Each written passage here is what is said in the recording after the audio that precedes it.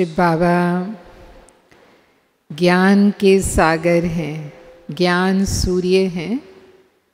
और जब संगम युग पर इस धरा पर अवतरित होते हैं तो हमें वो ईश्वरीय ज्ञान बाबा से मिलता है। सहज राजयोग भी हम सीख रहे हैं। तो वैसे तो दुनिया में बहुत ज्ञान है, दुनिया में ज्ञान की आज कमी नहीं है, चाहे वो साइंस टेक्नोलॉजी की फील्ड है, चाहे वो हम कहें कि धर्म के क्षेत्र में जो भी वेद हैं, शास्त्र हैं, उपनिषद हैं, और भी राजनीति से संबंधित भी जितने भी क्षेत्रों का ज्ञान है, लेकिन वो ईश्वरीय ज्ञान नहीं है। और इसीलिए उस ज्ञान के द्वारा जीवन में गुणों का विकास नहीं होता है। उस जो ईश्वरीय ज्ञान बाबा ने हमें दिया है, ये ईश्वरीय ज्ञान शक्ति है। जैसे कहते हैं knowledge is power, knowledge is light. तो बाबा ने ये जो ज्ञान का प्रकाश दिया है, ये हमें जीवन जीने की कला सिखाता है। यानी विपरीत परिस्थितियों में भी हमारा मन शांत रहे, हमारा मन स्थिर रहे, जिसको हम कहते हैं निंदा स्तुति मान अपमान, जय पराजय, हानि लाभ, सुख दुख, ये अति की स्थितियाँ होती हैं जो मनुष्य के मन को विचलित करती हैं, मनुष्य के मन को हलचल में लाती हैं। तो ये स्थितियाँ उत्पन्न होते हुए भी हम अचल अडोल रहें, स्थिर रहें, यही ज्ञान और योग की सिद्धि है, इस ज्ञान की शक्ति है। यानी बाबा हमें इस ईश्वरीय ज्ञान के द्वारा ही मुक्ति और जीवन मुक्ति देते हैं। जीवन मुक्ति माना जीवन में रहते हुए दुखों से मुक्ति, कष्टों से मुक्ति। तो हलचल में कौन लाता है? हमारे मन को हलचल में कौन लाता है? कोई भी प्रकार के दुख आ जाएं, वो हमें हलचल में ले आते हैं, या कष्ट आ जाएं, समस्याएं आ जाएं, परिस्थितियां आ जाएं, वही हमें हलचल में लाती हैं। लेकिन उनके होते हुए भी अब ऐसा तो है नहीं कि नहीं आएंगे, क्योंकि हम भी कलयुग में हैं और हमारा भी ये अंतिम जन्म है, तो हमें सारे हिसाब किताब यहीं चुकतू करने हैं। तो ये हलचल तो होनी ही है, लेकिन उस हलचल के होते हुए भी हम अचल रहें, तो हम कहेंगे कि उस ज्ञान को हमने अपने जीवन में धारण किया है।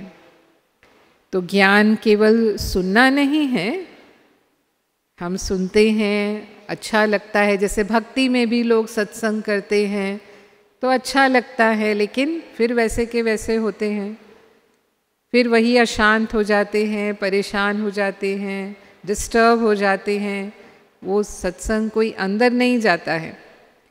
तो यहाँ भी बाबा कहता है ज्ञान केवल सुनना नहीं है, लेकिन उसे अपना बनाना है, यानी उसका स्वरूप बनना है। जो रविवार की मुरली में भी बाबा ने कहा कि ज्ञान गुण शक्तियाँ जो बाबा ने दी, उनका हम अनुभवी मूर्त बने। और जो अनुभवी होगा वो कभी भी हलचल में नहीं आएगा, अनुभवी को कोई हिला नहीं सकता।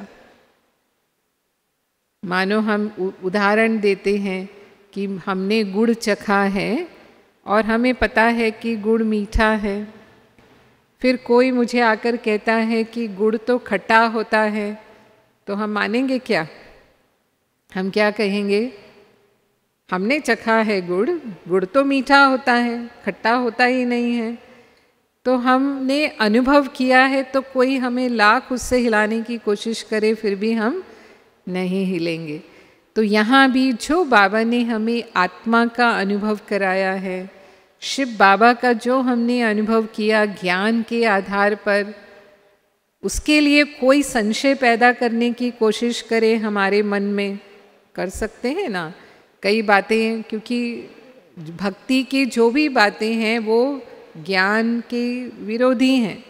उल्टी हैं, मतलब जो बाबा ने ज्ञान दिया उसके विपरीत हैं। अब जैसे सर्वव्यापी का ज्ञान है, बाबा तो परम धाम में रहते हैं, लेकिन भक्ति में कहते हैं नहीं, भगवान तो सब जगह है, सब में है, कण कण में है। तो मैंने अनुभव कर लिया, तो कोई मुझ में कितना भी संशय पैदा करने की कोशिश करे, हम हिलेंगे? हिलेंगे क्या? नहीं हिलेंगे, क्योंकि हमने अनुभव किया है। इसीलिए बाबा कहता है कि अनुभवी मूर्त बनना है, और बाबा का साथ है। योग माना बाबा से हमारा संबंध है, स्वयं सर्वशक्तिवान हमारा साथी है, वो हमारा माता पिता है, और जब वो हमारे साथ है तो कोई भी परिस्थिति, तूफान मुझे हिला नहीं सकते।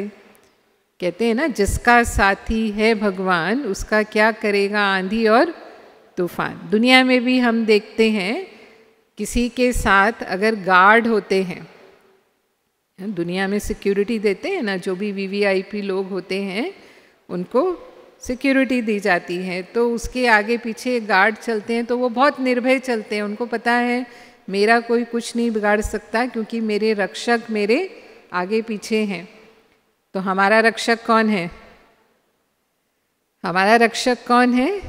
स्वयं सर्व समर्थ शिव बाबा है, और वो निश्चय बुद्धि हम हैं, वो पक्का निश्चय हमें है। तो कोई भी विघ्न आ जाए, कोई भी परिस्थिति आ जाए, वो हमारा कुछ भी बिगाड़ नहीं सकती। दुनिया में भी हम देखते हैं, जो बच्चे होते हैं ना, उनके ऊपर कोई बात आती है तो वो तुरंत जाकर अपने माँ बाप को बोल देते हैं, और फिर खुद खुश रहते हैं, अपना खेल खेलेंगे, है ना, अपनी मस्ती में रहेंगे।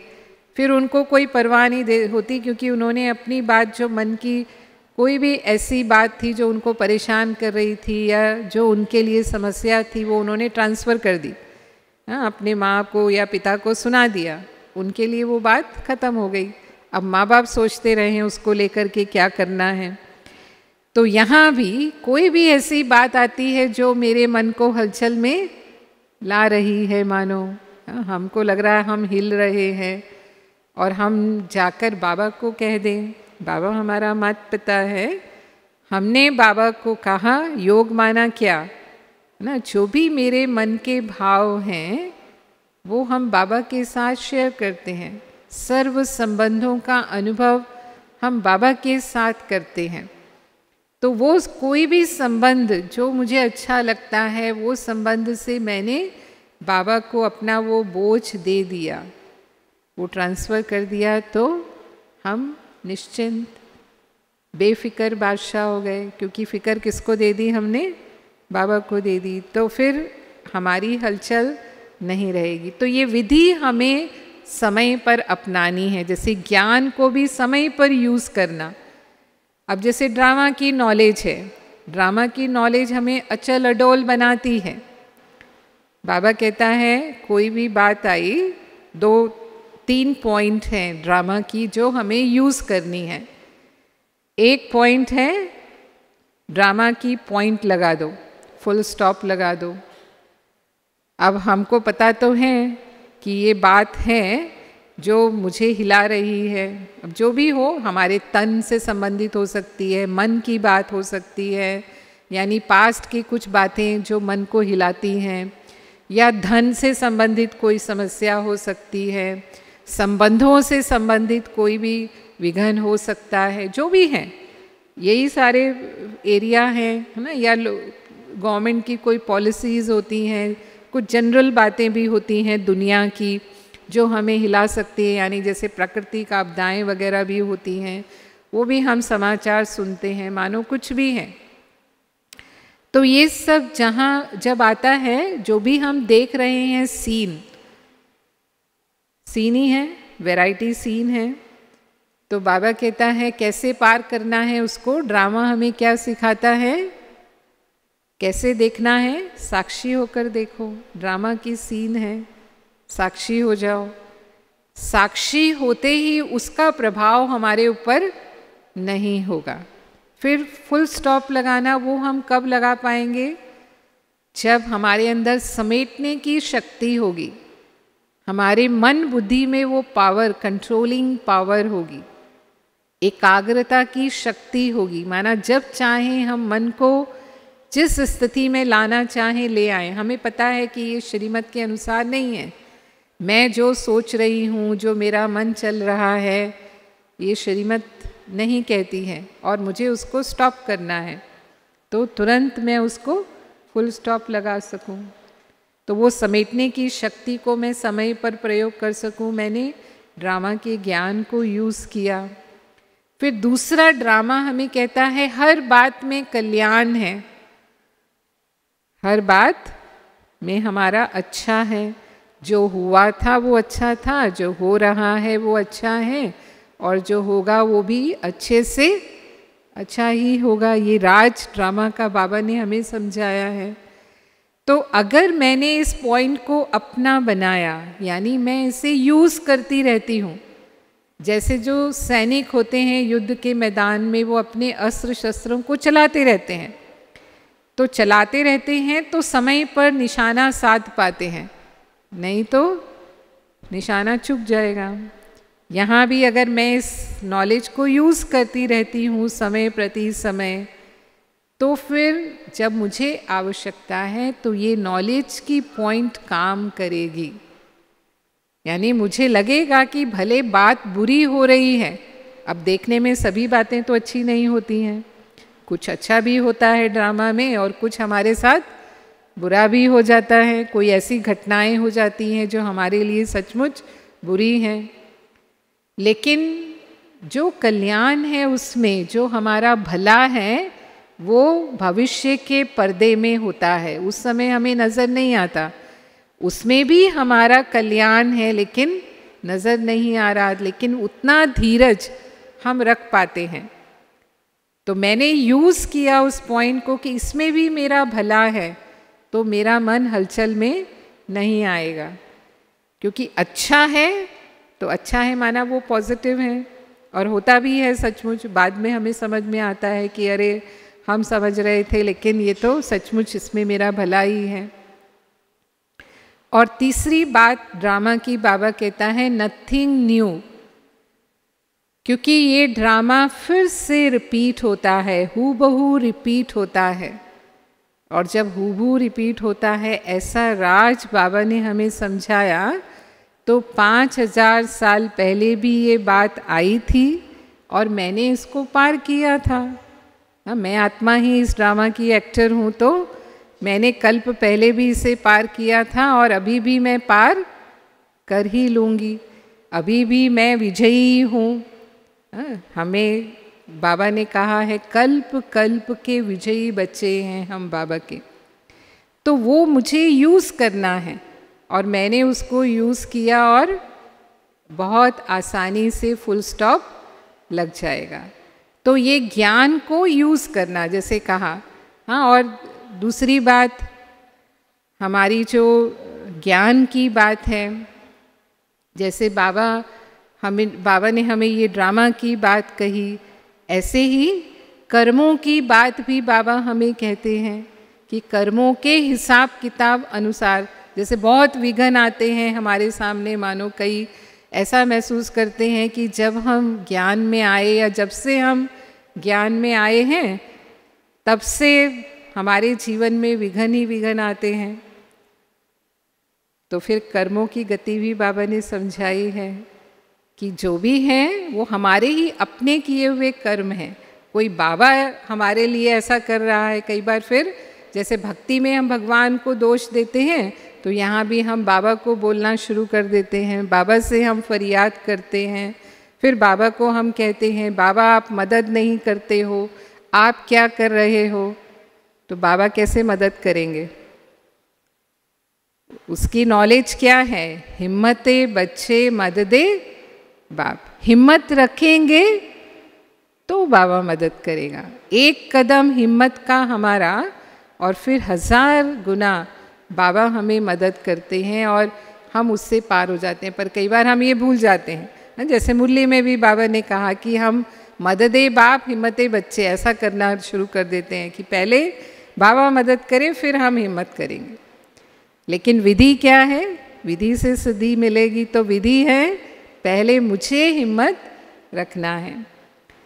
तो हम कई मिसाल सुनते हैं, जैसे अंगद का मिसाल है ना, अचल अडोल स्थिति का सबसे अच्छा उदाहरण जो बाबा बताते हैं कि अंगद ने रावण की सभा में पैर रख दिया। अब ये शास्त्र हमारे ही तो यादगार बने हुए हैं।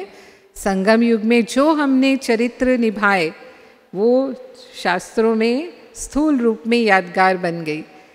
तो अंगद ने रावण की दरबार में अपना पैर रख दिया और उसको चैलेंज किया कि अगर कोई आपकी सभा से मेरा पैर हिला देगा तो सीता उसी की हो जाएगी।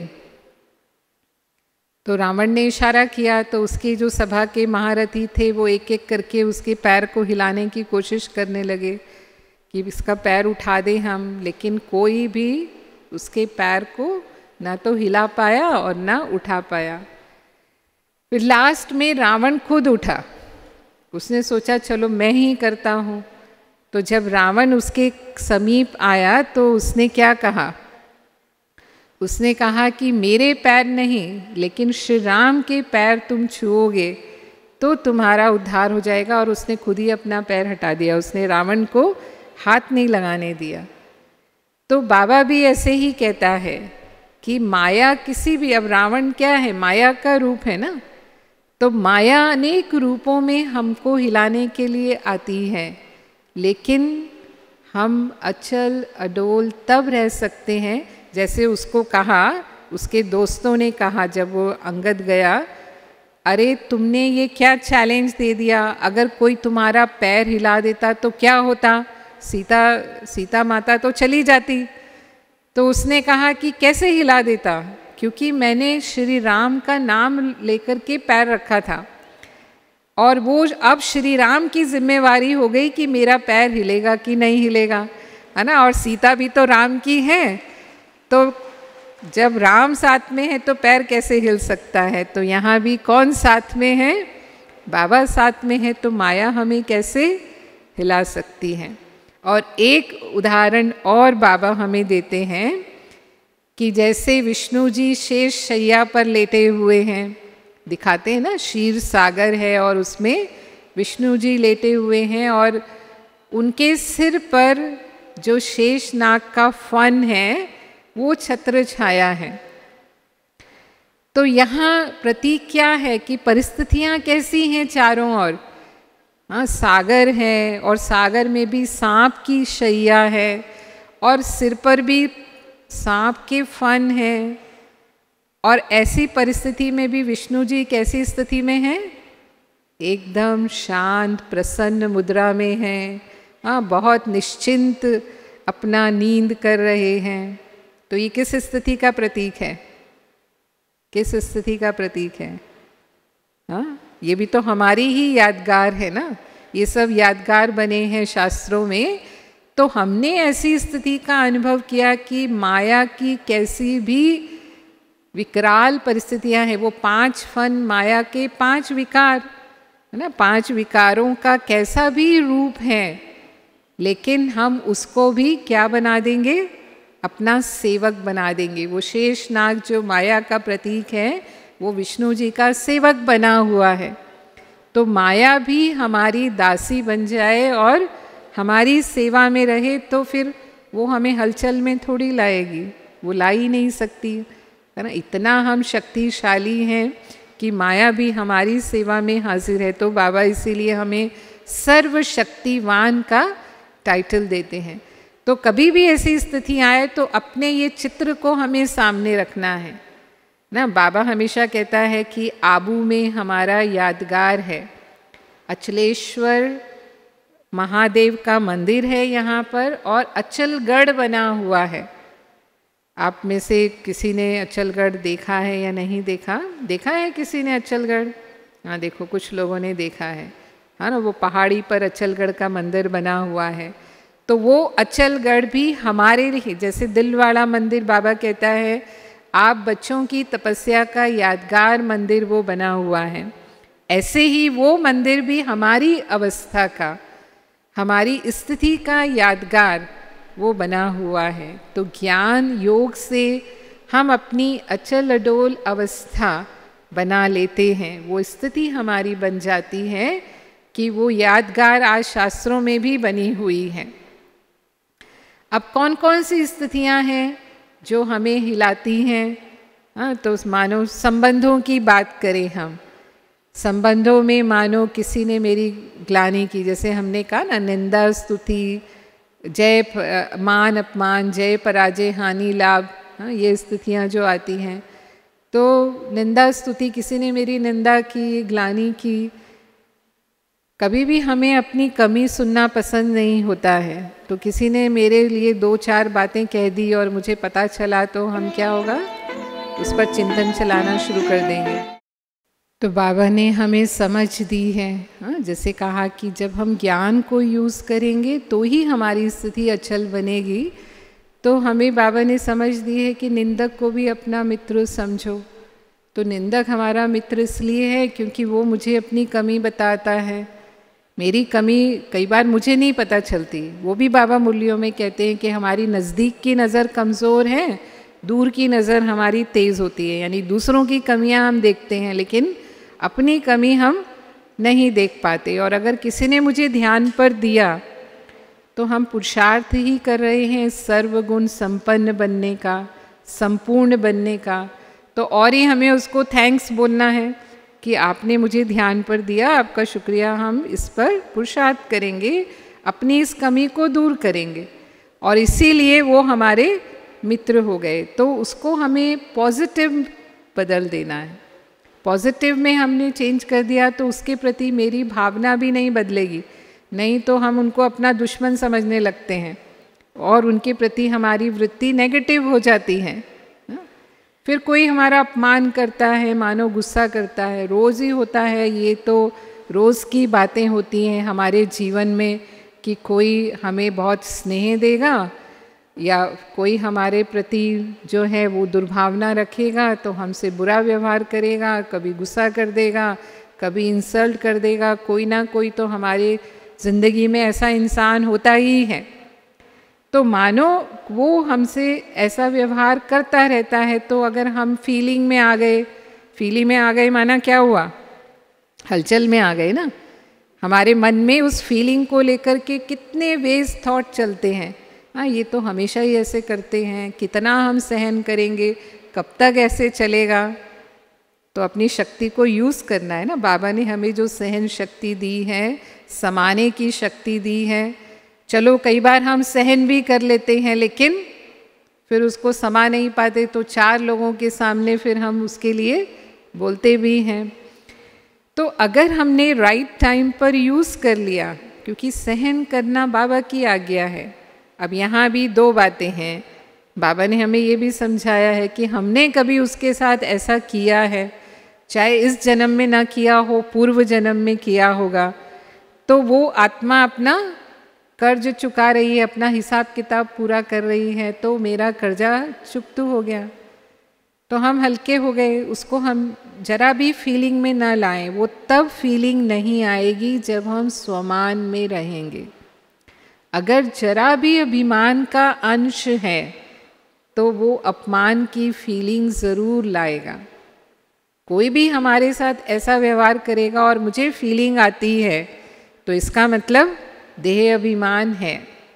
लेकिन अगर हम सोमान में हैं तो फिर हमें फीलिंग नहीं आएगी, बल्कि उस आत्मा के प्रति और ही हम रहमदिल होंगे, उनके प्रति शुभ भावना रखेंगे और ही उनसे हम ऐसा व्यवहार करेंगे जो उनका भी परिवर्तन हो जाए। तो ये हमारा कर्तव्य है। तो बाबा हमेशा कहते हैं कि जो सहन करते हैं वही सतयुग में जाकर सहनशाह बनेंगे। क्योंकि आप सहन किसकी आज्ञा से कर रहे हो? बाबा की आज्ञा से सहन कर रहे हैं ना हम। तो बाबा की दुआएं हमारे साथ हैं, इसीलिए वो सहन शक्ति कहा गया। तो उसको परिवर्तन कर देना है। जो भी व्यवहार हमें हलचल में लाता है संबंधों में, और संबंधों में मानो हमारे जो सेवा के कार्यक्रम होते हैं उसमें संगठन होता है, हमारा दैवी परिवार का भी संगठन है। जैसे मधुबन में भी हम आते हैं तो हमारा बड़ा ईश्वरीय परिवार है। तो जब हम मिलते हैं लोगों से या सेवा उनके साथ मिलकर हम करते हैं, तो फिर उनकी गुणों के साथ साथ कमियां भी नज़र आने लगती हैं। और अगर मेरी नज़र वहाँ गई, ऐसे जयंती दीदी बहुत अच्छा सुना रहे थे, हाँ, कि कोई अपना कचरा फेंकता है तो क्या हम कचरा लेते हैं? कभी नहीं लेंगे ना। तो हम क्यों, वो व्यक्ति अपनी कमी दूर करने की कोशिश कर रहा है, तो मैं क्यों उसकी कमी को देख करके हलचल में आऊँ? हाँ, ये ऐसे क्यों हैं, ये ऐसा क्यों करते हैं, वो ऐसा क्यों बोलते हैं, ये ऐसा क्यों चलते हैं। हाँ, इतने साल से ये ज्ञान में है, फिर भी गुस्सा आता है इनको, फिर भी इनकी वाणी ऐसे है। अगर मैंने ऐसे ऐसे संकल्प चलाए तो क्या कहेंगे इसको? अचल कहेंगे या हलचल कहेंगे? हाँ, क्या कहेंगे? माना हमारा मन किसी की कमियों को देख करके हलचल में आ रहा है। मुझे तो गुणग्राही बनना है। बाबा ने किस विशेषता से उस आत्मा को यहाँ लाया? अगर बाबा ने अपना बनाया है तो ज़रूर उसमें कोई विशेषता है, और वो अगर मुझे ढूंढनी भी पड़ती है तो मुझे ढूंढना है, और उनकी कमियों के प्रति मुझे सहयोगी बनना है, न कि संकल्प चला चला करके अपनी अवस्था को भी हलचल में लाना है। और भी संबंधों में मानो कोई हमारे हैं, बहुत समीप हैं, और उनसे हम लगाव में आ जाते हैं। हाँ, दोनों तरह से ही संबंध हलचल में लाते हैं। किसी से फैमिलियरिटी हो जाती है, बहुत अपनापन हो जाता है। हाँ, इनके जैसा मेरा कोई दोस्त नहीं, या इनके जैसी मेरी कोई सखी नहीं, या और भी कोई संबंध जो हमें खींचता है। मानो मेरा कोई भाई नहीं है लौकिक में, हाँ, तो हम किसी को भाई बनाने की कोशिश करते हैं। या मेरे पिता नहीं है तो कोई भी किसी को भी कोई मेरे पिता की तरह मुझे प्यार दे, ऐसी इच्छा होती है। माना संबंधों के रस में बुद्धि जाती है, राग जिसको बोलते हैं ना। तो इसीलिए बाबा हमें एक रस स्थिति की बात कहते हैं। हम कहते हैं अचल डोल एक रस। तो संबंधों का सब संबंधों का रस जो सुख है वो हमें बाबा से लेना है। हमारी धारणा क्या है? एक बाबा दूसरा ना कोई, एक बल एक भरोसा। तो जब बाबा से सर्व संबंध है तो फिर किसी आत्मा के प्रति एक्स्ट्रा स्नेह या एक्स्ट्रा झुकाव, प्रभाव, ये हमारी बुद्धि को हलचल में लाएगा। क्योंकि वो आत्मा हमें धोखा भी दे सकती है, होता भी है। हाँ, जिनसे आप बहुत विश्वास करते हो, जिनके ऊपर आप सब कुछ मान कर चलते हो, पता चलता है कि थोड़े समय के बाद वही आपको आपकी अवहेलना कर रहे हैं, आपकी परवाह ही नहीं करते हैं, आपको पूछते ही नहीं हैं, और आप जैसा समझते हैं वैसा नहीं, वो तो किसी और के साथ। तो फिर क्या होगा? हलचल में आएंगे नहीं आएंगे? हाँ, तो ऐसी स्थिति में भी क्योंकि बाबा को मैंने अपना बनाया, बाबा ही मेरा साथी है, तो किसी भी आत्मा के प्रति एक्स्ट्रा लगाव झुकाव में हम कभी भी नहीं आएंगे जो उसके बदलने से मेरा मन हलचल में आ जाए। ये स्थितियाँ भी हलचल में ले आती हैं संबंधों में। जहाँ भी संबंधों में उतार चढ़ाव होता है, परिवर्तन होता है, और व्यक्ति बदलते रहते हैं। हर इंसान एक जैसा तो नहीं रहता, उसकी स्थितियाँ बदलती हैं, उसकी मनस्थिति बदलती है, उसकी इच्छाएं बदलती हैं, उसकी पसंद बदलती है। तो उसका असर किसके ऊपर आएगा? हमारे ऊपर आएगा या नहीं आएगा? लेकिन अगर एक बाबा ही मेरा आधार है तो सबके साथ सिर्फ हम ट्रस्टी होकर के निभाते हैं, क्योंकि हम समझते हैं ये बाबा के हैं, मेरे हैं नहीं। जहाँ मेरा मेरा है, ये मेरा है ये समझकर हम चलते हैं, या ये मेरे हैं, वहाँ पर मोह के कारण दुख होता है कि इसने ऐसा किया मेरे साथ, मैंने तो ऐसा सोचा ही नहीं था, ये ऐसे भी होंगे, ये ऐसे भी करेंगे, है ना। लेकिन जहाँ हमने तेरा कर दिया, बाबा के हैं, बाबा जिम्मेवार हैं, हम हल्के हो जाते हैं। और वो क्या भी करते हैं हम साक्षी होकर, क्योंकि ड्रामा में हर एक एक्टर का अपना पार्ट है।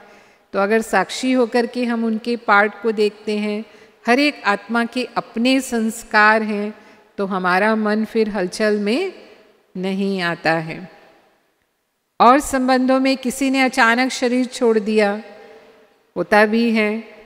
परिवार में है, बहुत मानो बेटा है या पति है या कोई भी ऐसा हमारा प्रिय है, और कोई ऐसी दुर्घटना हो गई अचानक। अब जैसे कोरोना का टाइम था, कोरोना के समय ऐसे ही था कि जिसको कोरोना हो गया भरोसा नहीं कि वो रहेगा या जाएगा। हाँ, चाहे खुद को भी हुआ मानो, तो खुद के लिए भी मृत्यु का भय तो हलचल में आते हैं ना। शरीर को कुछ भी होता है, शरीर को कोई व्याधि हुई, कोई रोग हुआ, छोटा मोटा कोई रोग हुआ तो कोई फर्क नहीं पड़ता है, लेकिन कोई ऐसी बीमारी हो गई जो पता चलता है कि ये तो सारा जीवन चलने वाली है। मानो हार्ट की बीमारी हो गई, किसी को लिवर की बीमारी हो गई, या लंग्स की बीमारी हो गई, ब्रेन की बीमारी हो गई, कोई भी ऐसी जो बड़ी बड़ी बीमारियां होती हैं मानो वो हो जाती हैं, तो बाबा हमेशा कहते हैं स्वयं के लिए भी कि व्याधि आना वो एक बात है, लेकिन व्याधि हिलाए, मेरे मन की स्थिति को हलचल में लाए, मुझ में भय उत्पन्न कर दे, तो हम उसकी चिंता में आ गए ना, बीमारी की चिंता में चले गए, यानी बीमारी कॉन्शियस हो गए हम, तो उसको भी हम अचल स्थिति नहीं कहेंगे। लेकिन कैसी भी बीमारी आ जाए, कैसी भी तन की परिस्थिति भी आ जाए, लेकिन ये तन भी मेरा नहीं है, तन भी बाबा का है। बाबा ने मुझे सेवा के लिए ये तन दिया है, तो वो बीमारी का इलाज मुझे करना है, क्योंकि ये बाबा की अमानत है। तो ऐसा नहीं है कि मुझे इलाज नहीं करना है, तो जो भी इलाज हमें करवाना है डॉक्टर से वो हम करवाएं, लेकिन चिंता से नहीं, दुखी होकर के नहीं, लेकिन साक्षी होकर के मैं आत्मा इन कर्मेंद्रियों के द्वारा अपना हिसाब किताब चुकतू कर रही हूँ, और मृत्यु का भी भय नहीं हो। कोई ऐसी बीमारी भी, मानो किसी को कैंसर जैसी बीमारी होती है, तो पता होता है कि ज़्यादा समय नहीं होता है उसके लिए, तो भय नहीं। लेकिन बाबा कहता है ये शरीर भी जाए तो खुशी से जाए, तो फिर आगे भी जो जन्म मिलेगा वो अच्छा मिलेगा, और बाबा सेवा में भेजेगा, क्योंकि हम कर्म बंधन से मुक्त थे, बीमारी का जो बंधन था उससे आत्मा मुक्त है। तो शरीर भी जाए तो खुशी खुशी जाए, और जाना तो है ही ना, क्योंकि अमर तो कोई है नहीं, हर एक को समय पर अपना शरीर छोड़कर आत्मा को जाना है। तो ये ज्ञान हमें कितना मदद करता है। और इसीलिए जब कोविड का भी समय था, तो जिन बाबा के बच्चों को भी कोरोना हुआ, ऐसा नहीं कि वो बीमारी बाबा के बच्चों को नहीं हुई है ना, हमारे महारथी भाई बहनों को भी हुई, लेकिन कभी भय नहीं रहा। मैं आत्मा हूँ और शिव बाबा की संतान हूँ। आत्मा तो अजर अमर अविनाशी है, यहाँ इस शरीर में है तो भी बाबा सेवा करा रहा है, और अगर शरीर छूटेगा तो भी क्या होगा, आगे भी जाकर सेवा ही करेंगे। तो इसीलिए वो स्थिति हमारी हलचल में नहीं आती, हम अपना हिसाब किताब सहज चुकतू कर लेते हैं। और जो हमारे परिवार में मानो जैसे कहा अचानक किसी का शरीर छूटता है, तो अगर बहुत मोह होता है उस आत्मा के प्रति तो रोना शुरू कर देते हैं। दुनिया में हम देखते हैं कोई ऐसे शरीर छोड़ते हैं तो लगता है कि उसके साथ उनका सारा जीवन ही खत्म हो गया। मानो पति ने शरीर छोड़ दिया या बेटे ने, जवान बेटे ने शरीर छोड़ दिया, तो कई माताओं को हमने देखा कि उसके जाने के बाद जैसे कि उनकी ज़िंदगी भी ख़त्म हो गई, जीवन में कोई खुशी नहीं, इतना डिप्रेशन में चले जाते हैं, ज्ञान नहीं है। और मैं अपना मिसाल सुनाती हूँ कि कोविड के समय जब सेकंड वेव थी, हम सब जानते हैं वो कितनी बुरी थी, वो जो सेकंड वेव थी, बहुत लोगों ने उस समय शरीर छोड़ा। तो हमारे जो माता पिता थे, लौकिक माता पिता, वो दोनों भी लगभग एक साथ कोरोना की सेकंड वेव में उन्होंने शरीर छोड़ा। हम तो यहाँ हैं, शांतिवन में रहते हैं, और उस समय तो आने जाने के साधन भी नहीं थे, तो हमें जाना हुआ और मैं वहाँ गई। तो मैं अपने आप को देख रही थी कि जो इतने वर्षों की ज्ञान योग की तपस्या है हमारी, वो समय पर कितना काम आती है। माना उस समय जब कोई भी नहीं, किसी को भी अलाउड नहीं था आने के लिए, तो सब कुछ हमें ही करना था। माना हम परिवार में जो 2-4 थे भाई बहन, हमें ही वो सारी विधियां करनी थी उनकी। तो वो सब करते हुए भी मैंने फील किया कि मुझे ना तो कोई दुख था और ना ही मुझे रोना आया, लेकिन मैंने बहुत अच्छी तरह से वो सारा अपना फ़र्ज़ निभाया। 15 दिन मैं वहाँ रही।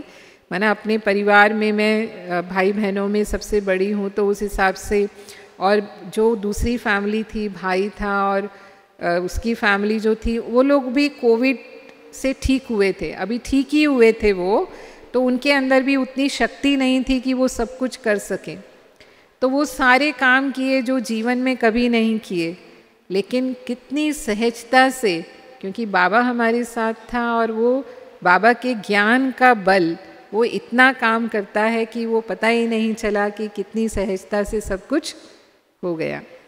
तो ये हम अनुभव करते हैं, जो नष्टो मोहा की स्थिति, वो हमें कितना मदद करती है। और बाबा कहता है लास्ट मोमेंट्स भी जब हमारे आएंगे ना, जब अंतिम घड़ियां होंगी, जैसे मुरली में भी कल परसों की मुरली में बाबा ने कहा, हाँ कोई तो खून भी नहीं देख सकते, थोड़ा सा ही खून देखेंगे तो क्या होता है, बेहोश हो जाएंगे। और अंत के समय में क्या होगा, बहुत गोला बारूद फटने वाला है। तो उस समय की सीन कैसी होगी, बिल्कुल हिलाने वाली होगी। कोई भी विनाश की सीन, आज भी जहाँ युद्ध चल रहा है जिन देशों में, वहाँ के दृश्य कैसे होते हैं। तो अगर हमारी स्थिति साक्षीपन की नहीं होगी, अगर हमारी स्थिति अचल अडोल नहीं होगी, एकरस नहीं होगी, तो कोई भी ऐसी स्थिति हमें हलचल में ला सकती है। उस समय तो बाबा कहते हैं इविल सोल्स का भी इफेक्ट हो सकता है, क्योंकि अकाले मृत्यु का समय है और बहुत सारी आत्माएं शरीर छोड़ेंगी। तो अगर स्वस्थिति पावरफुल नहीं है तो वो इफेक्ट भी आ सकता है। तमोगुणी वाइब्रेशंस होंगे बहुत, है ना। वो वाइब्रेशंस में हमारी स्थिति से हमें वायुमंडल को पावन बनाना है ना। अगर उसके प्रभाव में हम आ गए, या अपने ही कोई पुराने संस्कार, हमारे भी पुराने संस्कार इमर्ज हो सकते हैं। अगर हमने अपने विकर्म विनाश नहीं किए, पूरी तरह से पुराने संस्कारों को भस्म नहीं किया, वो भी हमें हलचल में ला सकते हैं। या बुद्धि जरा भी किसी की तरफ गई, किसी से भी मोह की थोड़ी भी रग होगी, चाहे कोई अपना परिवार या सेंटर पर रहते हैं तो कोई जिज्ञासु, या अपनी ही कोई ऐसी चीज़, है ना, जैसे अपनी संपत्ति होती है, व्यक्ति के पास धन होता है। इसीलिए तो बाबा बेहद की वैराग्य वृत्ति की बात कहते हैं कि कुछ भी है हमारे पास, उस समय अगर उसमें बुद्धि चली गई, हाँ, अगर मेरापन कहीं भी रहा हमारा, तो हम पास होंगे या फेल होंगे, क्या कहेंगे?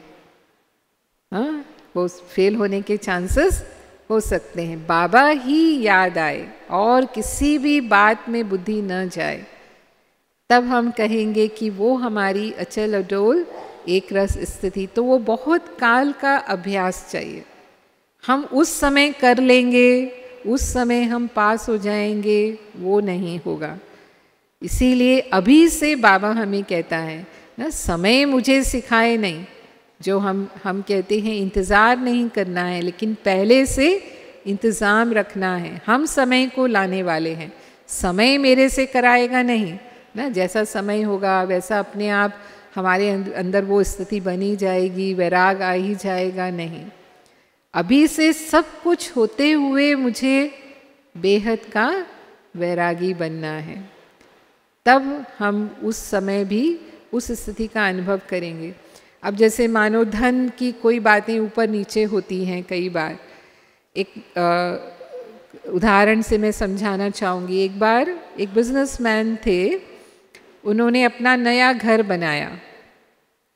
तो नया घर बनाया तो उसका उद्घाटन किया, शिफ्ट हो गए वहाँ पर। लेकिन पुराना घर जो था उसे बेचना था, सारी बातचीत हो चुकी थी, उसका पेपर वर्क चल रहा था और उन्होंने अपने बड़े बेटे को वो जिम्मेवारी दी हुई थी। तो वो बैठे थे दुकान पर, बिजनेस था उनका, और उसी समय उनको खबर मिली कि आपके घर में आग लग गई, जो पुराना घर है उसमें आग लग गई है। तो वो एकदम जैसे ही खबर सुनी तुरंत दुकान बंद करके भागे अपने उस पुराने घर की तरफ, क्योंकि वो तो बिक रहा है, अभी जिसको दिया बेचा जाएगा, तो अभी तक तो बिका नहीं, पूरा काम नहीं हुआ है उसका। तो उनको लगा कि मेरा बहुत बड़ा नुकसान हो जाएगा ऐसे। तो वहाँ पहुँचे तो देखा कि आग तो फैल चुकी है, और जो फायर ब्रिगेड थी वो अभी पहुँची थी, तो अब काफ़ी घर जल चुका है। तो सिर पकड़ के बैठ गए। तो जो अड़ोसी पड़ोसी थे वो इकट्ठे हो गए। उन्होंने कहा क्या चिंता कर रहे हो? कहा अरे घर जल रहा है तो चिंता नहीं होगी क्या मुझे? तो उन्होंने कहा लेकिन अब आपका घर थोड़ी है ये। तो उन्होंने कहा कैसे पता? उन्होंने कहा आपके बड़े बेटे ने कल ही इसका सारा रजिस्ट्री का काम पूरा कर दिया है, और अब ये घर तो जिसको बेच दिया है उसका हो गया, अब थोड़ी आपका है, तो आप क्यों बैठ कर के चिंता कर रहे हो? तो उसने कहा कि मुझे तो बताया नहीं उसने ना, वो बेटा जो था वो बिज़ी था, तो उसने सोचा मैं पिताजी को जब कल मिलूँगा तब बता दूँगा। तो उसने बताया नहीं, तो उनको पता नहीं था कि इसका पूरा काम हो गया है, पैसा भी मिल चुका है सारा। तो जैसे ही उनको पता चला कि अब ये मेरा घर नहीं है, ये सचमुच बिक चुका है, तुरंत उनकी चिंता खत्म। तो मेरापन खत्म माना चिंता खत्म। अब ये तो दूसरे का है। तो यहाँ बाबा हमें क्या कहते हैं, जो कुछ भी है जो हमारा वो सब बाबा का है, हम ट्रस्टी हैं। तो वो कहने का नहीं है ना, जैसे भक्ति में हम तेरा तेरा कहते हैं, तन मन धन सब कुछ तेरा, तेरा तुझको अर्पण क्या लागे मेरा, पर करते कुछ नहीं है, है ना। यहाँ भी अगर हम सिर्फ सुनते हैं हाँ हम ट्रस्टी हैं, लेकिन सचमुच हमने उसका अनुभव नहीं किया, यानी हम सचमुच बाबा को समर्पित करके नहीं चलते, तो हमारी मोह की रगें टूटेंगी नहीं। लेकिन हमें ये अनुभव करते हुए अपने जीवन में कि सचमुच हमने बाबा को समर्पित किया है, हमारा जो कुछ भी है वो बाबा का है, बाबा जिम्मेवार है, तो फिर कभी भी उसमें हमारी बुद्धि समय आने पर कोई भी ऐसी मुश्किल आ गई तो वो हमें हलचल में नहीं लाएगी। हमें पता है वो तो बाबा का है। मानो कई बार चोरी हो जाती है, अनहोनी घटनाएं हो जाती हैं ज़िंदगी में, जैसे कहा आग लग गई, चोरी हो गई। ऐसा हमने भी अनुभव किया एक बार कि हम ट्रेन में सफ़र कर रहे थे, रात का टाइम था और किसी ने पर्स उठा लिया ना, तो उस पर्स में बहुत पैसा तो नहीं था, लेकिन फिर भी हम रखते तो हैं कि आवश्यकता पड़ सकती है कभी भी, और अपने सारी चीज़ें जो ज़रूरी होती हैं वो भी पर्स में होती हैं। तो मैं जब मेरी नींद खुली अमृत वेले 4 बजे, तो मैंने देखा कि पर्स ही नहीं है। तो मैंने वो जो अटेंडेंट होते हैं गाड़ी में उनसे पूछा, तो उन्होंने कहा हमें नहीं पता। अब हो भी सकता है कि वो लोग ही, उन लोगों ने ही किसी ने उठाया हो, अब कह नहीं सकते क्योंकि गाड़ी का तो स्टॉपेज भी होता है ना, कहीं कहीं तो लोग चढ़ के भी वो काम कर सकते हैं, बट पता नहीं क्या हुआ, लेकिन वो पर्स नहीं था। तो मेरे को थोड़ा उस 1 मिनट के लिए तो विचार चला। हाँ, फिर मैंने सोचा कि बाबा हमेशा हमें कहते हैं जिस आत्मा ने लिया है ज़रूर कभी कोई जन्म में हमने उनका कोई धन इधर उधर किया होगा, तो अभी वो आत्मा ने अपना ले लिया, चलो पूरा हो गया, कर्जा पूरा हो गया। ज़्यादा तो कुछ था नहीं उसके अंदर, लेकिन थोड़ा बहुत जो भी था शायद उसको हमसे ज़्यादा ज़रूरत होगी, हमें इतनी ज़रूरत नहीं है। और जैसे ही मैं निसंकल्प हुई, मैंने ये सोच के कि अब पर्स गया तो गया, कोई बात नहीं, मुझे नहीं सोचना है उसके बारे में। और मैं जब वॉशरूम की तरफ जा रही थी तो मैंने देखा कि अपनी ही कुछ बहनें दूसरे तीसरे उसमें केबिन में अपनी ही कुछ बहनें भी बैठी थी वहाँ, वो भी अमृत वेला योग के लिए उठकर बैठे थे। तो ऐसे ही मैंने उनको पूछ लिया, मैंने कहा कि ना मैंने अभी देखा मेरा पर्स नहीं है, तो आपने मतलब आप भी उठे हुए हैं तो कोई ऐसे आया गया आपने देखा? तो उसने कहा नहीं ऐसा तो नहीं, हमारा ध्यान नहीं गया, लेकिन एक बहन सोई हुई थी, वो उठी और उसने मेरे को बोला कि आपका पर्स गुम हुआ है। तो मैंने कहा हाँ, उसी के लिए पूछ रही थी मैं। तो उसने कहा कि एक पर्स बाथरूम में रखा है तो देखना कहीं आपका तो नहीं है।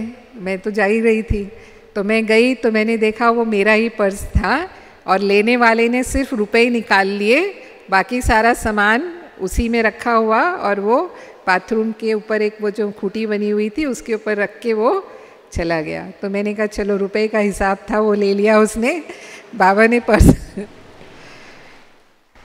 तो ये होता है, बाबा के ऊपर जैसे ही हम छोड़ते हैं हम भी हल्के हुए और बाबा की मदद भी हमको तुरंत मिल जाती है। बाबा ने ही उस आत्मा को टच किया होगा कि वो जो है वो पर्स तो छोड़कर चला गया जिसमें मेरी ज़रूरी चीज़ें थी कम से कम।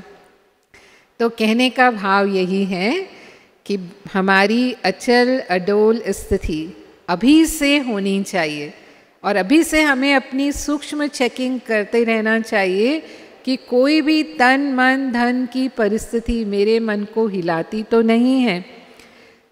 क्या हम ज्ञान का सही समय पे प्रयोग करके अपनी स्थिति को अचल बना लेते हैं? अब जैसे कहा कि बातें नहीं आएंगी, ऐसा तो नहीं है ना, ये सब तो होना ही है, ये सब हमें पार करना है। पेपर भी आते हैं क्योंकि हम पढ़ाई पढ़ रहे हैं, तो पढ़ाई पढ़ रहे हैं माना बाबा हमसे वो पेपर लेगा तभी तो हम उसको यूज़ करके विजयी बनते हैं कि नहीं बनते हैं, उसी के मार्क्स हमारे जमा होंगे। तो कुछ तो हमारे पेपर भी होते हैं, तो ये पेपर तो हमें पास करने ही हैं। तो ये सारी बातें हम अभी से अपने आप को परिपक्व करते हुए अपने अंतिम जो हमारा पेपर होने वाला है, जो बताया कि वो हमें बहुत ही ज़्यादा हलचल में लाने वाला हो सकता है, उसमें भी हम पास हो जाएं, ऐसा निश्चय करते हुए हम अपना पुरुषार्थ करें। ओम शांति।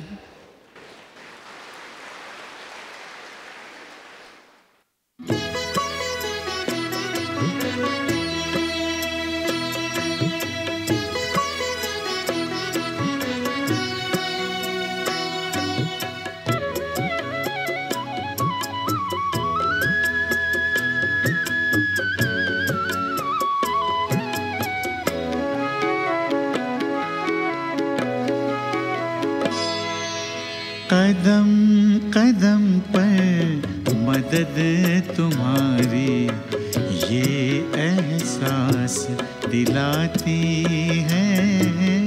कदम कदम पर मदद तुम्हारी ये एहसास दिलाती है। सोचो तुमको कौन मिला है, सोचो तुमको कौन मिला है, कौन तुम्हारा साथी है। कदम कदम पर मदद तुम्हारी ये एहसास दिलाती है।